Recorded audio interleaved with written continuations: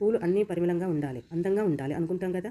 కానీ ఒక పువ్వు పరిస్థితులను మసకబారుస్తుంది, వాసన గడ్డకట్టినట్టు ఉంటుంది, తిన్నవాడికి విషం లాంటిది కూడా అవుతుంది. అది ఎవరు ఇష్టపడతారు? ఆ పువ్వే దతురా పుష్పం. మరి ఇదే పుష్పాన్ని శివుడికి ఎందుకు సమర్పిస్తారో మీకు తెలుసా? Welcome to తారామృతం. దతురా ఔషధమా విషమా? దతురా వృక్షం శివునికి ప్రియమైన మొక్కల్లో ఒకటి. దీనిని విష సంస్థిత పుష్పం అని ఆయుర్వేదంలో పిలుస్తారు. దతుర ఆకులు, విత్తనాలు, పుష్పం అన్నీ తీవ్రమైన ఔషధ గుణాలు కలిగి ఉంటాయి. ప్రాచీన కాలంలో దతురా వాడి నిద్రారాహిత్యం, మానసిక ఉన్మాదం, ఆందోళన లాంటి రోగాలకు మందులుగా ఉపయోగించేవారు. ఇది కొద్దిగా తీసుకుంటే మన మెదడు నాడీ వ్యవస్థను నెమ్మదిగా చేస్తుంది. అంటే మనసు స్థిరంగా ఉంచే శక్తి కలిగి ఉంటుంది. మరి అదే దతురాను శివుడు ఎందుకు ఇష్టపడతారో మీకు తెలుసా? శివుడు అంటే తపస్సు, ధ్యానం, నిశ్శబ్దం. ఆయనకు సమర్పించే పుష్పం కూడా అదే లక్షణాలను కలిగి ఉండాలి కదా.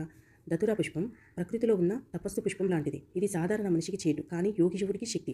ఇంకొక విషయం ఉంది, శివుడు విషముని ఆమోదించిన దేవుడు. అందుకే ఈ విషపుష్పం ఆయనకు మానసికంగా సారూప్యత కలిగినదై ప్రీతికరమైనదే మారినది. ఇది ఒక విచిత్రమైన పుష్పం, విషంతో కూడిన ఔషధం. అదే శివునికి నిత్యం సమర్పించే పుష్పం. దీనికి వెనుక ఉన్న రహస్యం ఒక్క భక్తి కాదు, శాంతి, స్థిరత మరియు తపస్సు లక్షణాలకు సంకేతం. దతురా పుష్పం అంటే విషాన్ని కూడా ఆశీర్వాదంగా మార్చే మహాశక్తి శివుని గుర్తుగా నిలిచింది.